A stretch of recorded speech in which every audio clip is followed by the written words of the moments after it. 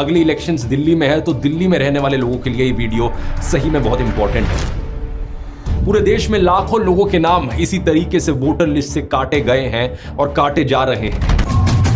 जिन booths पर सबसे ज्यादा नाम काटे गए वहां बीजेपी को पिछले चुनावों में कम वोट मिले थे। इनमें से 3 लोग तो ऐसे थे जिनका नाम यह कहकर डिलीट कर दिया गया कि उनकी मौत हो गई, जबकि वो लोग जिंदा थे। 40 वोटर्स का नाम एड्रेस बदलने के बहाने से हटाया गया वोटर लिस्ट से, जबकि वो उसी एड्रेस पर रहते थे। ये वोटर लिस्ट की हेराफेरी एक सिस्टमैटिक तरीके से हो रही है और अक्सर ये लोकल पॉलिटिशियंस इन बूथ लेवल ऑफिसर्स पर दबाव बना देते हैं। कोई भी रात के 8 बजे ऐसे सैकड़ों फॉर्म्स लेकर आता है और इन्हें साइन करना पड़ता है कि ये देखो 1000 एप्लीकेशंस है, इन 1000 वोटरों के नाम हटा दो। कौन सुनेगा और कौन एक्शन लेगा? स्वागत है दोस्तों आप सभी का आज की इस नई वीडियो में। मैं हूं शोएब अहमद। दिल्ली विधानसभा चुनाव का दोस्तों चुनावी बिगुल बज चुका है। जितनी भी राजनीतिक पार्टियां हैं सभी अपनी अपनी चुनावी रणनीति बनाने में इस वक्त लग चुकी है और ध्रुव राठी की दोस्तों इन सब खबरों के बीच एक वीडियो ने तहलका मचा दिया है।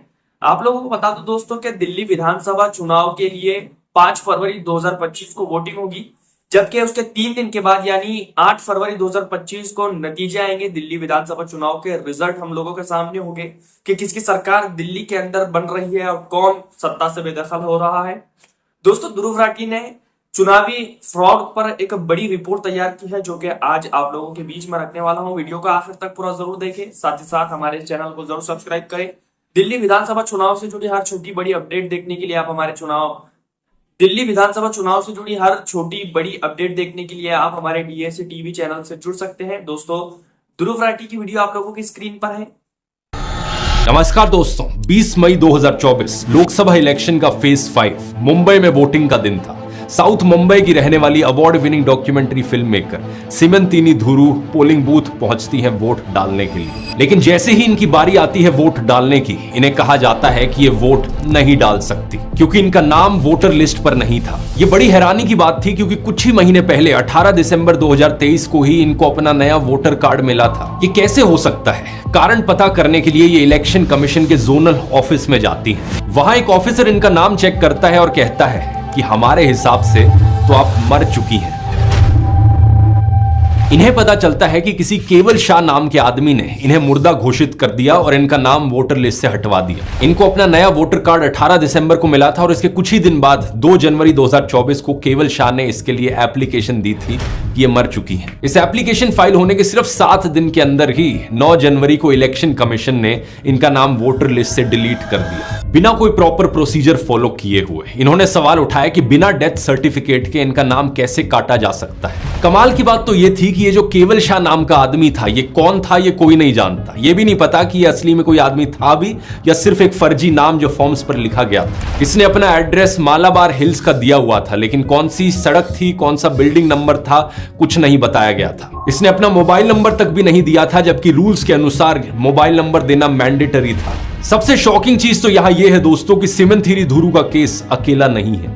पूरे देश में लाखों लोगों के नाम इसी तरीके से वोटर लिस्ट से काटे गए हैं और काटे जा रहे हैं। ढेर सारी रिपोर्ट्स सामने आ रही हैं जो इसी चीज की तरफ इशारा करती हैं। ये वोटर लिस्ट की हेराफेरी एक सिस्टमैटिक तरीके से हो रही है। इस चीज के अब हमारे पास कई सारे सबूत मौजूद हैं कि इस हेराफेरी की वजह से इलेक्शन रिजल्ट्स में भी फर्क पड़ा है। हाल ही में हुई इलेक्शंस में इसका सीधे तौर पर असर देखने को मिल रहा है। आज का वीडियो बहुत जरूरी है दोस्तों। आज आइए समझते हैं कि एग्जैक्टली क्या हुआ है, क्या उसका असर पड़ा है और सबसे जरूरी आपको क्या करना होगा अपना वोटिंग का अधिकार बचाने के लिए। अगली इलेक्शंस दिल्ली में है, तो दिल्ली में रहने वाले लोगों के टॉपिक पर आते हैं। सही 2024 की लोकसभा इलेक्शंस में उत्तर प्रदेश की फारुखाबाद सीट पर बीजेपी की जीत हुई थी सिर्फ 2678 वोट से और इलेक्शन से पहले यहां पर 32,000 से ज्यादा वोटर्स के नाम वोटर लिस्ट से हटाए गए थे। इनमें से सबसे ज्यादा नाम अलीगंज असेंबली कॉन्स्टिट्यूएंसी से काटे गए थे, जहां पर यादव और मुस्लिम वोटर्स 30% के अराउंड है। इस पूरे मुद्दे पर एक गहरी इन्वेस्टिगेशन करी है न्यूज लॉन्ड्री ने। पता चलता है कि इलेक्शन से पहले दिसंबर में अलीगंज से बीजेपी के विधायक सत्यपाल सिंह राठौर ने डिस्ट्रिक्ट एडमिनिस्ट्रेशन को चिट्ठी लिखकर बोगस वोटर्स पर कंसर्न जताया था। उनकी इस एक चिट्ठी ने 2 हफ्ते के अंदर अंदर अलीगंज के 4 बूथ से 277 वोटर्स के नाम हटवा दिए। इन सभी बूथ्स पर सिर्फ यादव, शक्य, जाटव और मुस्लिम कम्युनिटीज के वोटर्स थे। न्यूज लॉन्ड्री ने जब वहां रहने वाले लोगों से बात करी तो उन्होंने बताया कि उन्हें अपनी साइड रखने का मौका ही नहीं मिला। कुछ लोगों ने कहा उन्हें तो कोई नोटिस तक नहीं दिया गया, और कुछ को जिन्हें नोटिस मिला उन्होंने कहा कि उन्हें इंग्लिश में नोटिस दिया गया। ज्यादातर लोग गांव में रहने वाले जो इंग्लिश नहीं समझ पाते। जब वहां मौजूद बीएलओ से बात करी गई तो 2 बूथ लेवल ऑफिसर्स ने बताया कि बीजेपी एमएलए की चिट्ठी के बाद उन पर वोटर्स का नाम डिलीट करने का बहुत प्रेशर था। बूथ नंबर 208 की बीएलओ थी शिखा यादव। उन्होंने बताया कि उन पर बहुत प्रेशर था और वोटर्स का नाम काटने पर उन्हें मजबूर होना पड़ा। उनके अनुसार बीजेपी एमएलए की चिट्ठी के बाद डिस्ट्रिक्ट ऑफिशियल्स रात के 10-10 बजे तक मीटिंग्स बुलाते थे और उन्हें धमकी देते थे कि अगर एमएलए की कंप्लेन पर कार्रवाई नहीं की गई तो उनकी सैलरी काट दी जाएगी। इत्तेफाक की बात देखिए कि जिन बूथ्स पर सबसे ज्यादा नाम काटे गए वहां बीजेपी को पिछले चुनावों में कम वोट मिले थे। जैसे कि 2022 में जो उत्तर प्रदेश की असेंबली इलेक्शंस हुई थी उसमें बूथ नंबर 208 पर समाजवादी पार्टी को 426 वोट मिले थे और बीजेपी को 181 वोट मिले थे। अलीगंज के इस बूथ नंबर 208 पर 12% नाम काटे गए और बूथ नंबर 140 पर 9% वोटर्स के नाम काटे गए। एक बूथ नंबर 193 भी था जहां 9.5% वोट्स काटे गए। ज्यादातर वहां के लोग मुस्लिम या दलित वोटर्स थे। न्यूज लॉन्ड्री के जर्नलिस्ट वहां रहने वाले लोगों के घरों में गए, डोर टू डोर सर्वे किया। पता चला कि नाम डिलीट किए गए वोटर्स में से कम 15% वोटर्स ऐसे थे जिनका नाम डिलीट नहीं किया जाना था। इनमें से 3 लोग तो ऐसे थे जिनका नाम यह कहकर डिलीट कर दिया गया कि उनकी मौत हो गई, जबकि वो लोग जिंदा थे। 40 वोटर्स का नाम एड्रेस बदलने के बहाने से हटाया गया वोटर लिस्ट से, जबकि वो उसी एड्रेस पर रहते थे और इन लोगों को उनका नाम वोटर लिस्ट से हटाने के बाद कोई नोटिस तक नहीं मिला। एग्जैक्टली क्या प्रोसीजर होता है, क्या होना चाहिए यहां पर, उसकी मैं आगे बात करता हूं वीडियो में। ओवरऑल देखा जाए तो अलीगंज के 395 में से 53 बूथ्स पर डिलीशन का रेट हाई रहा और इन सब बूथ्स पर मिलाकर समाजवादी पार्टी को बीजेपी से ऑलमोस्ट 3800 वोट ज्यादा मिले थे। यानी ये बात साफ है कि अगर इन वोटर्स के नाम ना हटाए जाते तो बीजेपी का ये फारुखाबाद सीट हारने का चांस काफी ज्यादा था। अब जब इस मुद्दे पर फारुखाबाद के electoral registration officer Jagmohan Gupta से सवाल किया गया तो उन्होंने कहा कि हमने तो नोटिस भेजे थे, ये आरोप गलत है। हमने नोटिस भेजे थे लेकिन लोग नहीं आए थे। लेकिन बात सिर्फ इस एक सीट की नहीं है दोस्तों, ऐसी ही कुछ घटना हमें मेरठ की लोकसभा सीट पर भी देखने को मिली। बीजेपी ने सिर्फ 10,585 वोट से यह सीट जीती थी, लेकिन लोकसभा चुनाव से पहले 61,365 वोटर्स के नाम हटाए गए थे वोटर लिस्ट से। एक बार फिर से वही पैटर्न सामने आता है, जिस एरिया से सबसे ज्यादा वोट काटे गए वो ऐसे एरियाज थे जहां पर बीजेपी को सबसे कम वोट मिलने थे। मेरठ कैंटोनमेंट असेंबली सेगमेंट जहां 30% वोटर्स मुस्लिम या दलित थे, वहां 16,521 वोटर्स के नाम हटाए गए, जो असेंबली के टोटल वोट्स का 3.8% होता है। इस परसेंटेज का क्या सिग्निफिकेंस है ये भी आप आगे समझेंगे। इसके बाद हापुड़ में करीब 3.2% वोट्स डिलीट किए गए। इस एरिया में दलित और मुस्लिम आबादी 50% से ज्यादा है और मेरठ के बाकी सब जगहों पर डिलीशन रेट 3% से कम रहा। अब यह मुद्दा दोस्तों सिर्फ वोटर्स के नाम हटाए जाने का नहीं है, बल्कि फर्जी वोट्स का भी है। न्यूज लॉन्ड्री ने मेरठ कैंटोनमेंट असेंबली सेगमेंट के 3 बूथ्स, बूथ नंबर 286, 304 और 305 का सर्वे किया। 2 बूथ्स पर करीब 27% वोटर ऐसे थे जिनका एड्रेस फर्जी था। आमतौर पर वोटर आईडी कार्ड्स पर कंप्लीट एड्रेस लिखा होता है, लेकिन यहां किसी वोटर कार्ड पर एड्रेस के कॉलम में केवल उत्तर प्रदेश लिखा था तो किसी में केवल झुग्गी या नया करके लिखा गया था।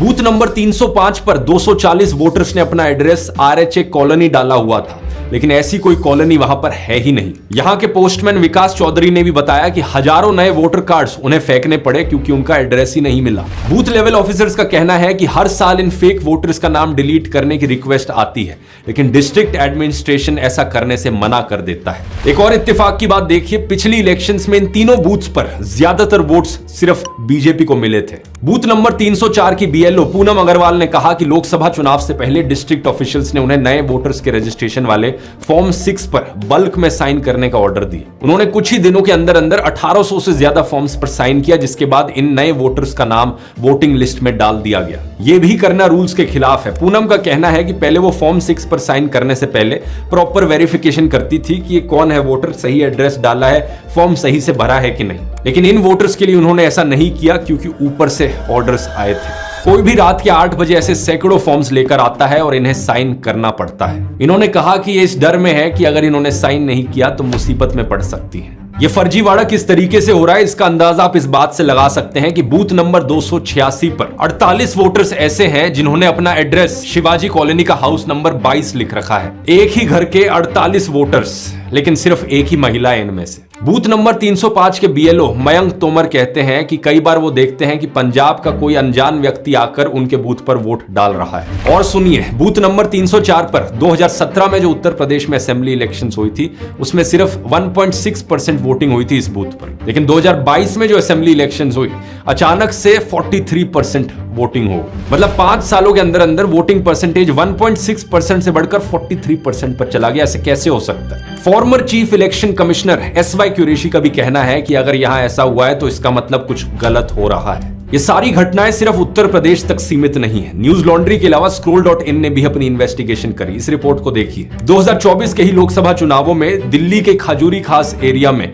कई लोगों के नाम वोटर लिस्ट से काट दिए गए। श्रीराम कॉलोनी में रहने वाली फारा खान जब वोट देने गई तो उन्हें पता चला कि वोटर लिस्ट में उनका नाम है ही नहीं, इनका नाम हटवाया जा चुका है। उनकी बहन रुबीना खान का नाम भी वोटिंग लिस्ट में नहीं था। जब पोलिंग ऑफिसर से पूछा गया तो इसका कारण वो नहीं बता सके। ये वही सीट थी जिससे कन्हैया कुमार ने इलेक्शंस लड़ी थी। दिल्ली तक की टीम जब यहाँ पर गई, वोटर से बात करी तो यही चीज सामने आई। ये भी बहुत सारी लिस्ट के अंदर कैंसिल, डिलीटेड एकदम आ रहा। लोग हम पूछ रहे हैं तो कह रहे हैं कि हमने पिछली बार वोट भी डाला है जहाँ रहते हैं और वहीं को अब भी रहते हैं, लेकिन फिर भी हमारा कैंसिल क्यों हुआ है? अब घर में से अगर 7 मेंबर है सिर्फ 3 का आ रहा है, क्यों? डिलीटेड पेज, पूरे पेज आपको डिलीटेड के दिखाई देते हैं। स्क्रोल ने इस लिस्ट की जब कॉपी एक्सेस करी तो पता चला कि 92 वोटर्स के नाम डिलीट किए गए थे। इनमें से 90 यानी 90 मुस्लिम्स थे। इस इलाके की इलेक्टोरल रजिस्ट्रेशन ऑफिसर आशा चौधरी मल्होत्रा कहती हैं कि हो सकता है कि जब ये सर्वे हुआ हो तब वोटर्स अपने घर पर ना हो या उनके घर पर ताला लगा हो। दिल्ली के कुतुब इंस्टीट्यूशनल एरिया में जेएनयू की प्रोफेसर आयशा किडवाई का नाम भी वोटिंग लिस्ट से डिलीट कर दिया गया। ये पिछले 33 सालों से यहीं पर वोट डालती आ रही थी, लेकिन इन इलेक्शंस में वोट नहीं डाल पाई। जब इन्होंने पूछताछ करने की कोशिश करी तो नहीं पता चल पाया कि इनका नाम किसने हटवाया है। गोवा की हायासिंथ पिंटो स्टेट गवर्नमेंट की पब्लिक वर्क्स डिपार्टमेंट में काम करती हैं और एक पोलिंग बूथ की प्रिसाइडिंग ऑफिसर भी थी, लेकिन इसके बाद भी उनका नाम वोटिंग लिस्ट से गायब कर दिया गया। उनका कहना है कि सिर्फ उन्हीं का ही नाम नहीं बल्कि बहुत से कैथोलिक वोटर्स का नाम हटाया गया क्योंकि वो बीजेपी को वोट नहीं देते। एग्जैक्टली क्या हो रहा है यहाँ, अब तक आपको अच्छा अंदाजा लग गया होगा इतने सारे किस्से सुनकर।